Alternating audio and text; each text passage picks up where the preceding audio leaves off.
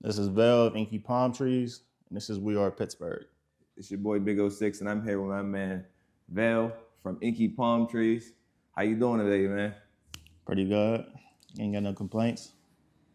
How about yourself? I'm doing good. Can't complain, man. Just glad to be out here working, man. So shoot, we gonna get right into it, man. You actually tell us where your shop's located, just in case anybody was wondering, they want to come get inked up. 540 Braddock Ave, right across from the Family Dollar. Unfortunately, they closed that a month of us being in, so I can't even be convenient shopping no more. If you know, you know. Yeah, man, we just gonna get right into it, man. How did you get started with the tattoos? Like as far as, just being an entrepreneur here in Pittsburgh. The love of art. My love of art is so broad, but tattoos specifically started capturing my attention about 8-9 years ago. The idea of it, the process of it, the fact that I can bring your memories or your loved one's ideas to life and you get to enjoy that forever, or at least until you got here. But that right there alone is beautiful to me. Like the idea I can do a memorial tattoo and make somebody damn near cry out of joy. The fact that I was able to execute something, or even fun, where it was like, man, I've been waiting on this for so long. The idea that people put you into their plans is a dope thing. It's a rewarding feeling. The art of it itself is just amazing too. Awesome, man. And speaking of art, I guess how would you define like your artistic style? And kind of a two-ended question, like how would you say it evolved since you first started? I'll answer it backwards. That's cool. When I first started, I was ass, super ass. But it was so crazy. I got so much support and so much love because people that knew me know I've always drawn. The year before I started tattooing, I would probably push out 2 to 3 drawings every day, nonstop, just to keep building my portfolio and keep trying to grow into something.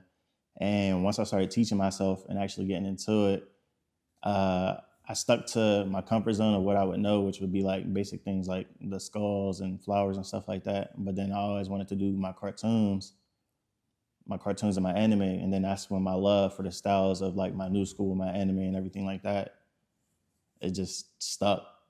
And I was taking off from there, just repetitive, where it was like, it's something I never get tired of doing. I can always have fun doing it.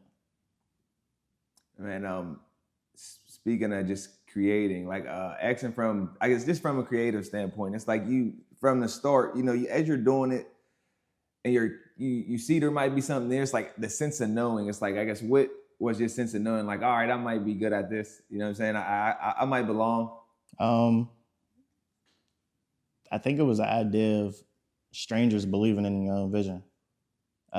Being able to do something even on a small scale, whether it not be your best work, but having the support of people you know as well as strangers, being like, I trust you, let's do it. Like that right there alone, just you're like, yo, I can do something with this. I'm comfortable with it. It feels right. And it's one of them things where it's just like a second nature where you don't have to question it. You know certain things that you love doing. It's your comfort space. It brings you joy. And that's tattooing for me. I know if I got a bad day, I can hit somebody I know up. I'm like, hey, bro, you want a tattoo? I get lost in that. That's my zone. That's what brings me comfort. So how do you avoid the burnout and just like staying motivated or inspired, whichever one you want to intertwine in there? Honestly, the only time I get burnt out is if I'm doing like this same repetitive things over and over. You get people who be like, I want these clouds with this dove and this rose. You get like 10 people who want that over and over. It's like, all right, like, let me get creative here. Let me switch it up a little bit. And I'm fortunate enough to whereas a lot of my clientele trust the process and they believe in what I can do. And they're okay with taking that chance to let me get creative and basically change the idea. I mean, I think that's honestly what saved it to whereas I never really do get burnt out. Because even the days where I'm the most tired, like if I work a convention or we run a special and I'm tattooing literally all day from 10 to 10 and I'm physically exhausted. I know tomorrow, like that night, I'm like, man, I ain't doing nothing tomorrow. Tomorrow come, I'm like, all right, man, what we got? So it's the love of it, honestly. Man, for the love, for the love. So we spoke. Speaking of we spoke just a little bit about you doing like mentorship and apprentices. Apprentices. Like how important is that to you? It's important, but I don't think it's so important. I'm not one of those people that's going to be like, you have to follow the stereotypical way, because I didn't have a teacher. I taught myself, but I was disciplined enough and so invested to whereas I wanted to look everything up I could. I had friends that were okay with me practicing on them. I went out and got tattoos to whereas I was sitting there annoying as hell. Somebody's tattooing me and I'm over there just staring like, they probably thinking like, man, he's weird as hell. I'm like, I'm just trying to learn. Because most of the time, in the tattoo community, some of these people are so selfishly driven to whereas if they don't know you already, they don't want to talk to you. They don't want to bring you in on their team or nothing like that unless you're already established. And I always think like, I know when I was starting, I didn't have that help. I didn't have that aid. I did everything myself. So even now, whenever I got people who reach out to me, oh, I'm trying to get into tattooing, how I do this, or my lines look like this, what should I do about this? I ain't got no problem giving out any game, because I know what it's like to start from ground zero, not have no help, no direction, or nothing like that. Yeah, so speaking of ground zero, if someone was starting, hey, I draw, I think I want a tattoo. I'm big on just say if there's a minefield and someone already been through there, you know what I mean? Would you want to try to go through yourself, or you know what I mean? Would you want somebody like, hey, go left, go right? You know what I mean? So it's like, how would you? I guess what would your best advice be if someone's trying to get started, like tattooing and stuff? Stay true to how you feel. At the end of the day, that's a person-to-person basis. And that goes for anything in life. I can't tell you what's best for you. You ultimately know that. So I can tell you, hey, get my number one things I tell people: get familiar with the tools of the trade, educate yourself, and build a portfolio, whether that be digital and physical. People want to see you actually be able to draw and create. If I come to you and I say I'm a tattoo artist and you say, hey, let me see something, I'll be like, oh, I ain't got nothing. You gonna trust it? No, I need to see something. I need to see something. Exactly. I need to see something. And that's where it lies, where you got people who be like, I want to learn how to tattoo. And say, all right, well, what type of portfolio do you have? I ain't got nothing. What do I have to go off of?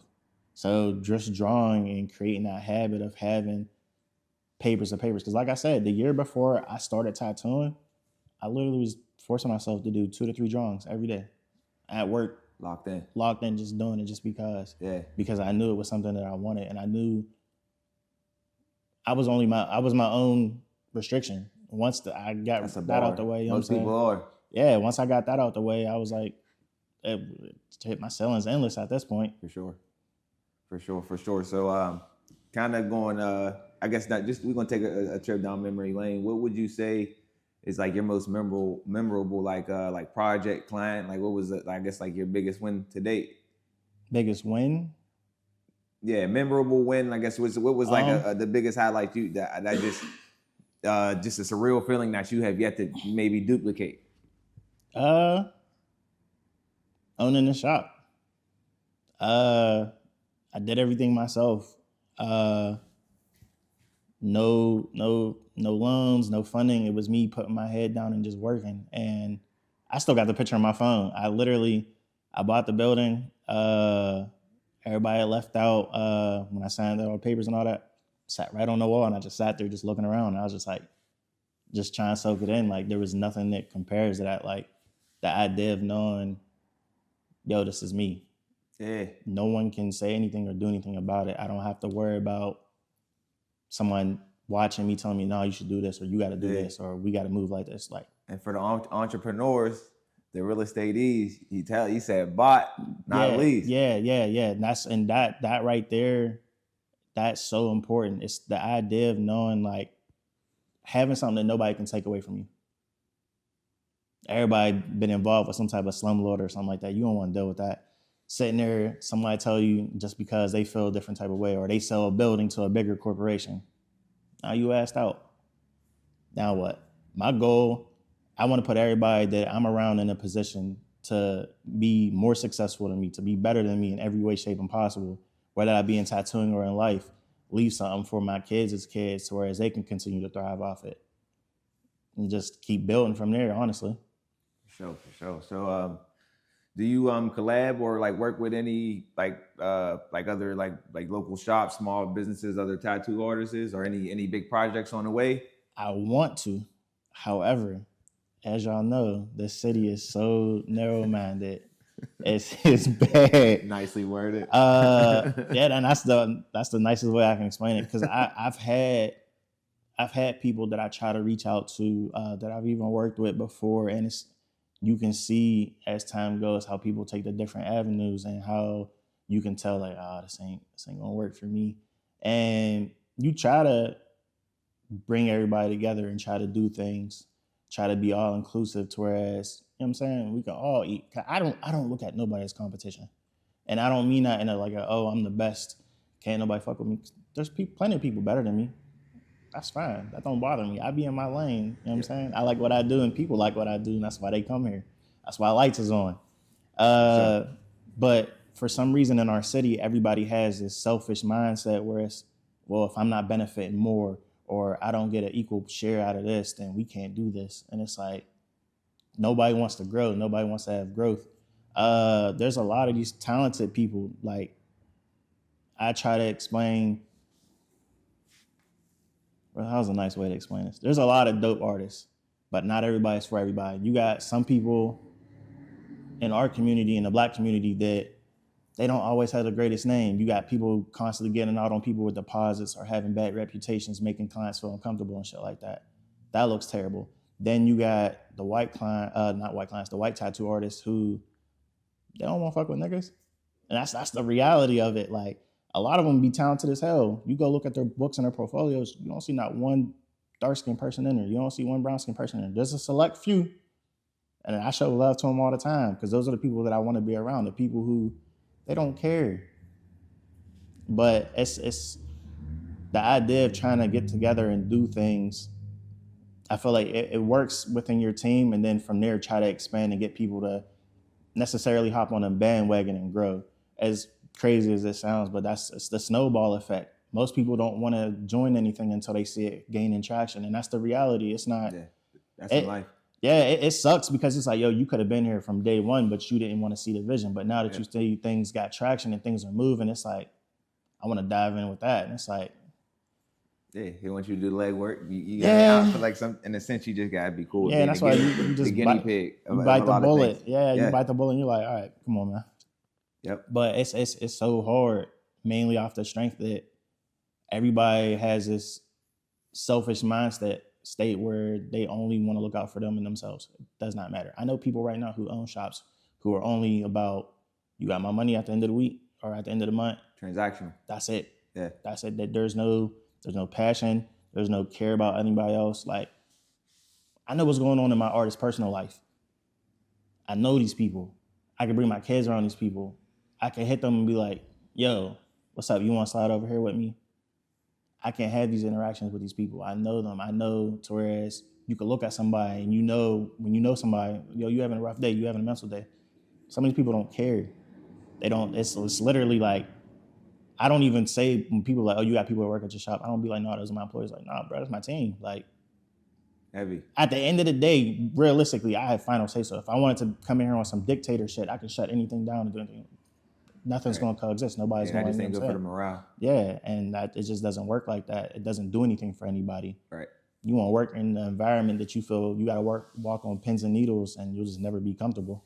Yep. For sure, man. So I'm kind of switching lanes again. We got the NFL draft coming here. I think it's like 120 days out. Mm-hmm. You got anything big you got in the works, or like how you plan on like just marketing yourself and getting heavy people promotion, to come to the shop? Heavy promotion, footwork. I hate online. I'm heavy on going out somewhere, passing out flyers, still business cards. Hey, take this. Boots on the ground. Yeah. Realistically, I feel like you can see my ad on social media and you'll just think it's another ad. Just keep scrolling, or something might catch your eye. If I meet you in person, you gonna fuck with it. I'm confident you gonna fuck with it. I'm just confident in myself in that sense, where it's like that hand-to-hand transaction where you physically are getting, yo, here's this card. I want you to have it. I see you got tattoos. I see you're interested. Even if you ain't got tattoos, you might want to come get your first tattoo with me just based off of my personality. I'm not about to look at you and be like, oh, you ain't got no tattoos. fuck out my face. Like, that person right there might know other people who want to get tatted. Word of mouth is crazy. Yeah, and that's why I see so many people look down or shortchange other individuals in certain scenarios. I'm like, bro, you don't know what that person can do for you. Yeah. I treat everybody with respect and everybody with love. Like, there's a crazy homeless dude that walk around. I ain't never seen this man go into a store, get a tattoo or nothing like that. He come in here often. And I'm like, hey, today is gonna be the day you get a tattoo. He might. He might fuck around get into some money. Even just treating him right though, you just never know. That might take his day from here to here. Tell somebody else like, hey man, like these other stores was like, yo, fuck you. But the tattoo guy was like, yo, what's up? At treating people. It goes a long way. Treat people how you want to be treated. It's hard. I'll definitely say that. It's hard. People make it hard. People make it hard, but it don't take no energy to be nice. It's literally no energy. Like I don't get exhausted or nothing like that. Like I'm not out here wearing myself thin about being nice. Like it takes literally nothing. Yep. Yeah, man. Treat people how you want to be treated. Absolutely. You know, I say just a couple of things before we wrap up and get out of here. Got the new shop. You know, just checking goals off your list. Anything for like the next few years? Any big goals you want to put on wax so you can double back? Like, yeah, I did that. Shit, only short-term goal that I got right now is to perfect this place how I envision it. I don't believe in starting new projects or venturing into new territory if you can't conquer familiar if you can't conquer familiar territory, how do you expect to go anywhere else and do anything? That it don't work for me. That's just my mindset with it. That's how I feel and that's how I view things. I feel like if you can't conquer what you know and what's around you, how you expect to actually do anything. For sure. And the last question we usually like to ask guests is, if you could tell your younger self anything, what would you say to yourself? It all works out. What everybody think ain't always gonna be what it is. Continue, stay down with who you are. Don't waver for nobody. Don't change up. It's all gonna work out. Man, let's talk about it. So, let the people know where they could find you at social media. Let them know your shop address, man. Let them know how they can get in touch. 540 Braddock Ave, Pittsburgh, PA. You know, Facebook, Velle, Washington. Had to think about it. Instagram, InkyPalmTrees, Inky_palmtrees.